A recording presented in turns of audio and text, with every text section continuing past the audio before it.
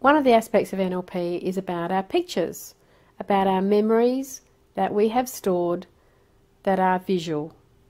And so we're going to play with those pictures now. And we're going to do a process that I call shifting pictures. So I'm wondering whether or not you can remember an event that you feel really uncomfortable with. It can just be something that you're unhappy. It can be something that made you sad. It could be something that made you embarrassed. Just sort of like a low-level issue, because that's a really good place to start. So once you've got that, you'll realise, of course, that there is a picture that is popping into your mind. So we're just going to go through some submodalities, which means we're going to find out how that picture is divided up. And we're just going to get some information about its quality. So first of all, you're going to check, where is that picture? Where is that picture? Is it in front of me? Or is it above me? Below me? To my left or to my right? And once you have that, check how far away from your face is it? Is it close to your face? Or is it arm's length? Or is it a long way away? When you have the distance, you might like to just double check. Am I looking at myself in that picture? Or am I looking through my own eyes at the event? Is the picture a panoramic picture? Or is it a small picture postcard? Or maybe even a poster? Check on its size.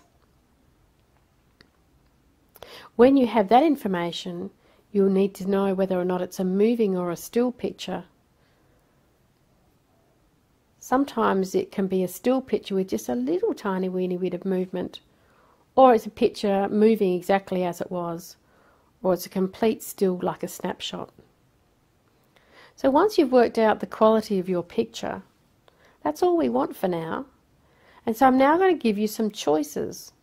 Now I know that your unconscious mind, unconscious being the part of you of which you're just not aware at this moment, because wouldn't it be true that even the little toe on your left foot you weren't thinking about until I mentioned it?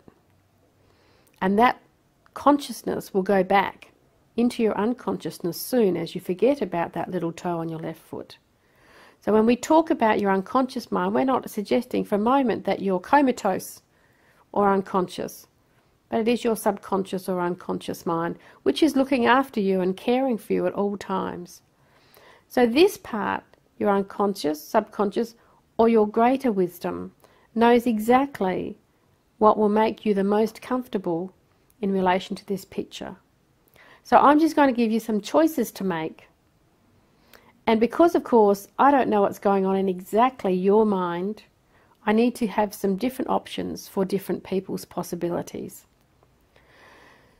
So the choices go like this. What would it be like?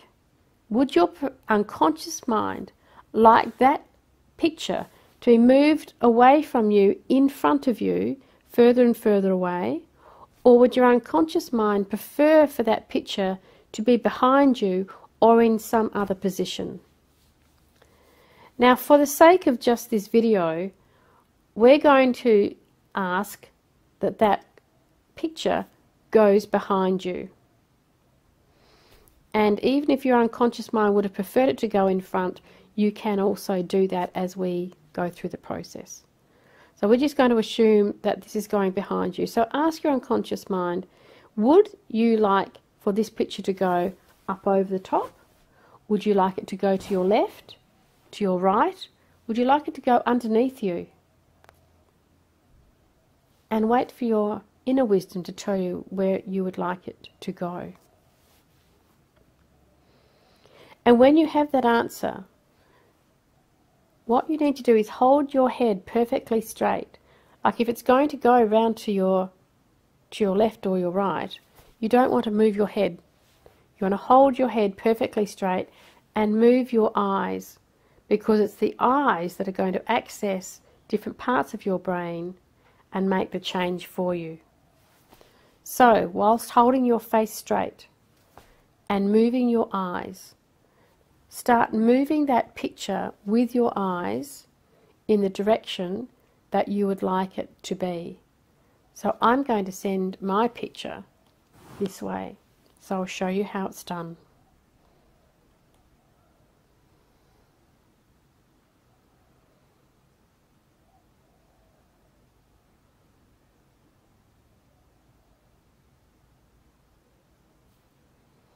Now at this point, I feel as though the picture is behind me.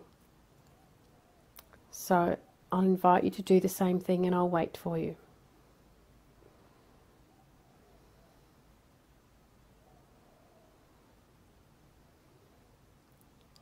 When you have that picture behind you, just start to imagine what it will be like pushing that picture far away from you.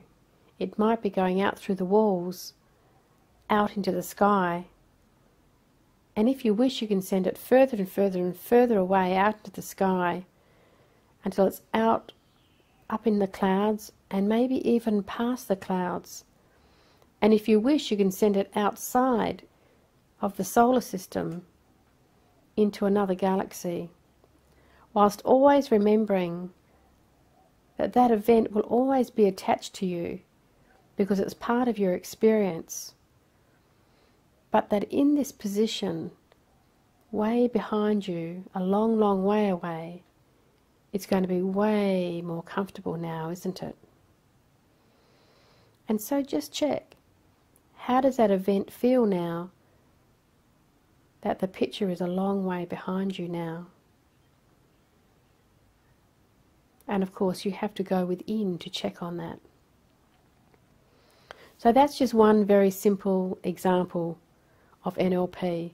That's my shifting pictures. And we use shifting pictures in many of the programs that we run, just so that people can have the experience of putting things literally behind them.